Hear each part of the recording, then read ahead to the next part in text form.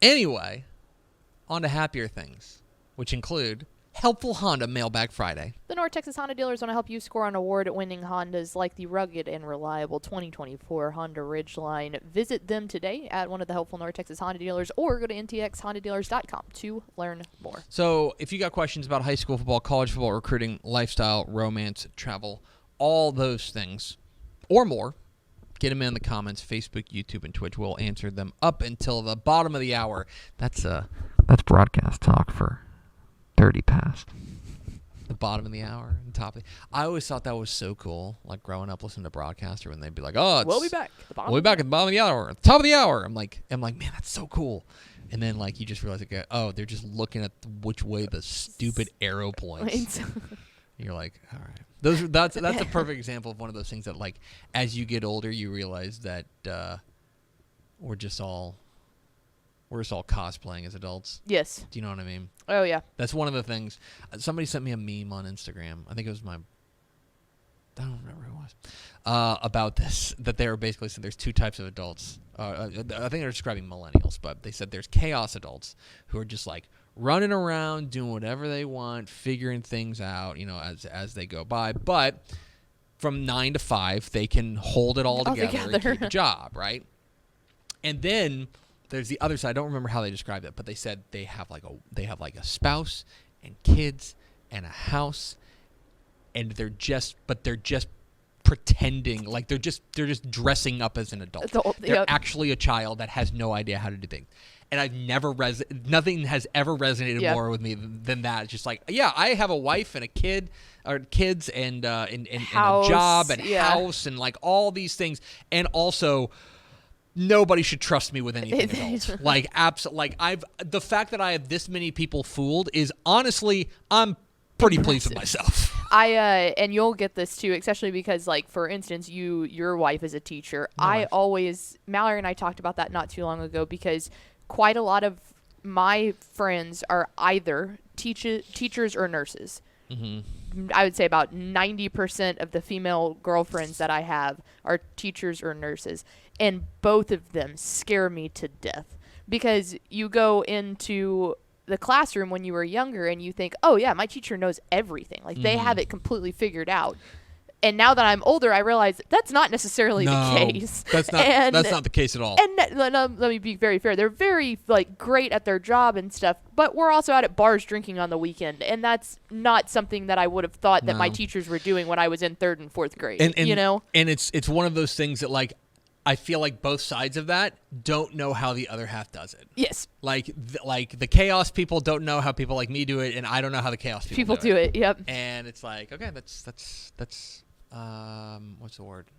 A symbiotic relationship. Yep. We can all like thinking that my best friend from back home, Aspen Tribble, knows how to, like, save my life because she's went to years of medical school and blah blah blah. It just doesn't feel like it should be the way that it is. How is Aspen doing? She's great. Texas Football Today's own Aspen. Texas football, yeah, the duck walker extraordinaire. Mm-hmm, we're gonna see her at the Hill Country Coaching Clinic. So excited. Good. Tell her I said hi. I will. Do we have any questions from the people?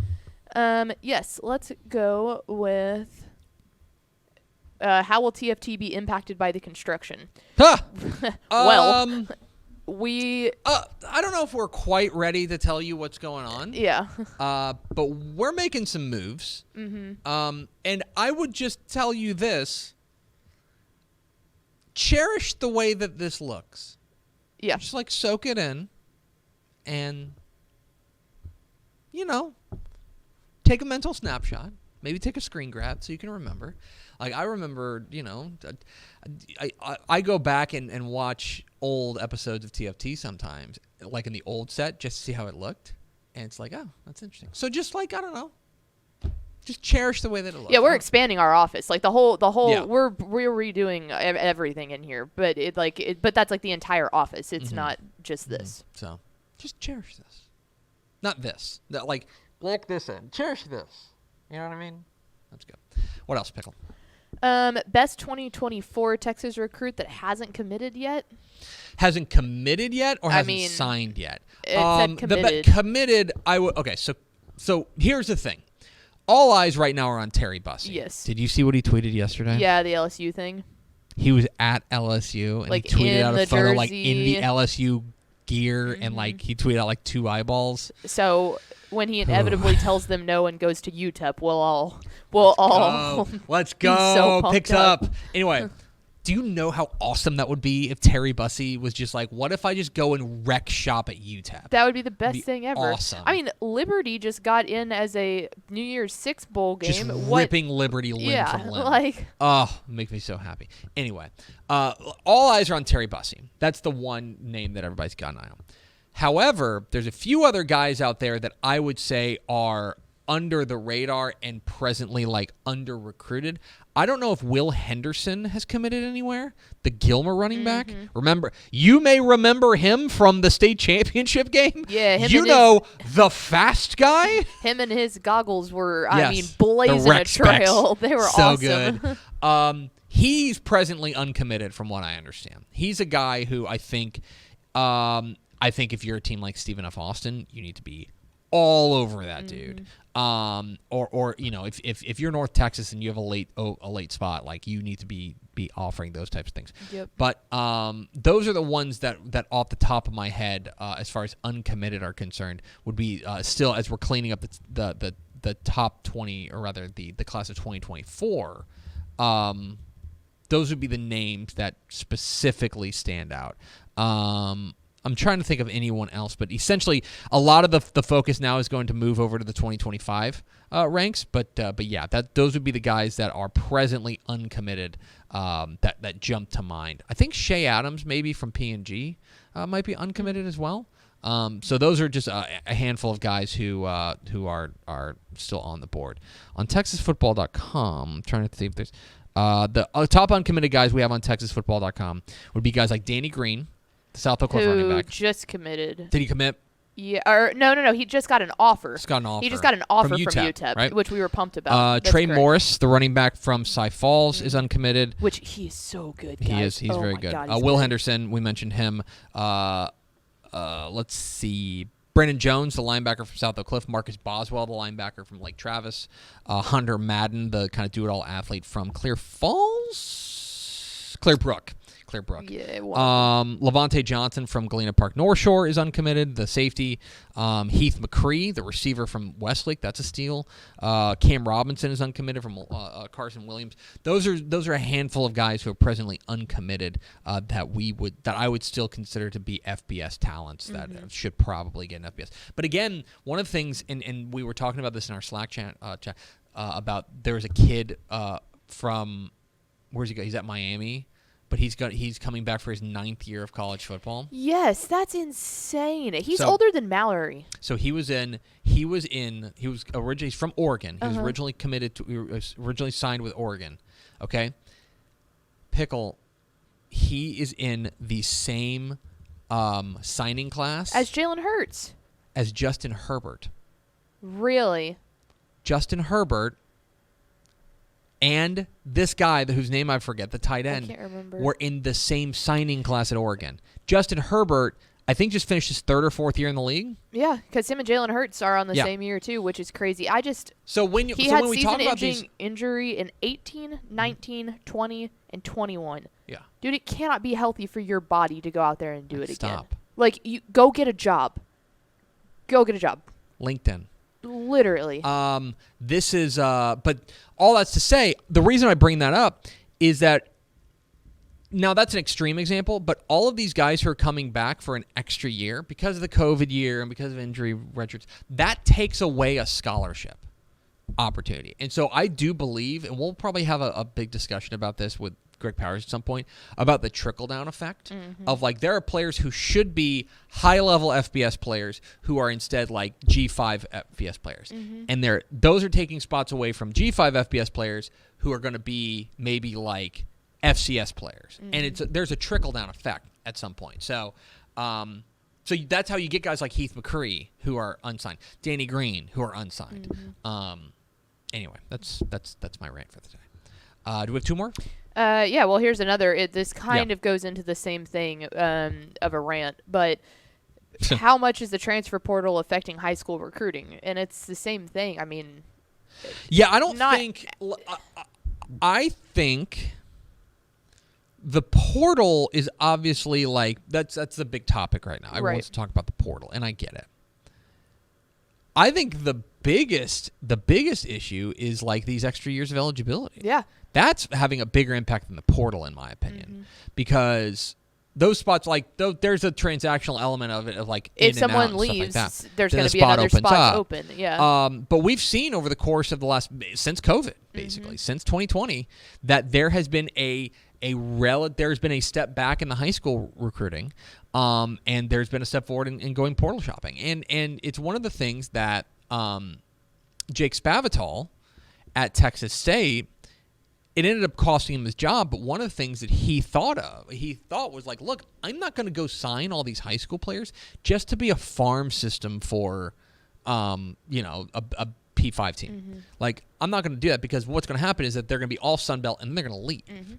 And then I have to go replace them with somebody else, and then I'm going to be fired. So that's why he really relied heavily on the portal, and was like, I'm going to go and I'm going to get the guys who are trickling down, coming off of big Power 5 conferences rosters.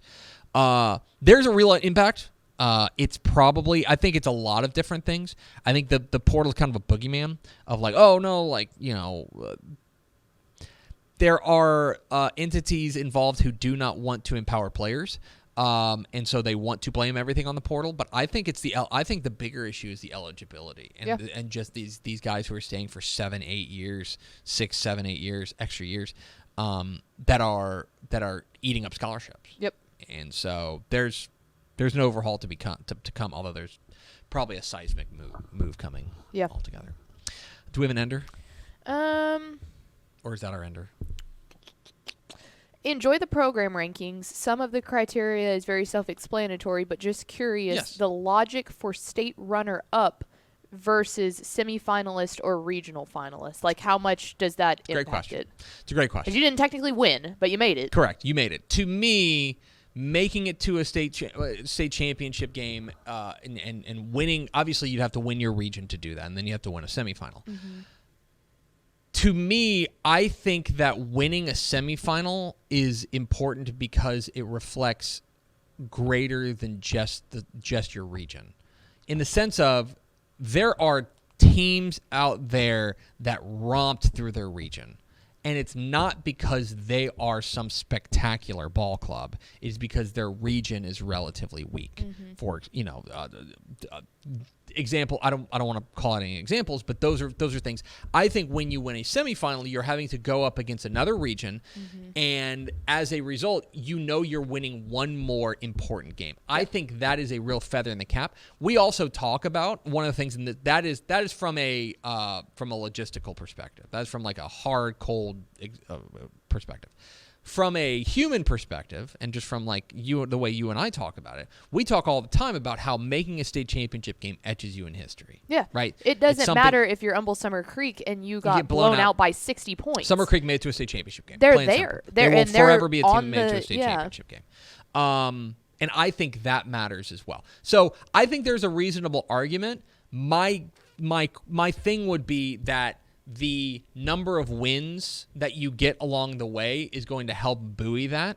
And so those teams, essentially, I think we've come up with a formula that will sort it by teams that made a state championship, and then pretty quickly followed by teams that maybe they don't make a state championship, but they're in the semifinals a lot. Let me see if I can find an example. Well, from just a human perspective, and I don't know this because I haven't spoken to him, but the Graham coach that just retired, he went to 5 different state semifinals. Yeah. I'm sure he would give back 4 of those to be able to have one of them end up in the state championship. 100%. As great as those are, and as great as the memories and the kids and all that stuff, I'm sure he's going to say it was fantastic and he wouldn't trade anything. But realistically, he would have given up 4 of those to be able to go to the state championship just to play in it. I'll give you an example. Fall City is a good example. Okay, Fall City is a team that has made a lot of semifinals, and they've only made 1 championship game. Remember, they upset Mart in 2021. I think it was. No, that was Winthorst that upset Mart. No, they beat Mart beat him in the title game. Or I'm sorry, Winthorst beat Mart in the title game. I'm in a semifinal, which I think was in 2021. Gotcha. Fall City only made to 1 title game. Yes. They rank 42nd because they're 70-17 over that time.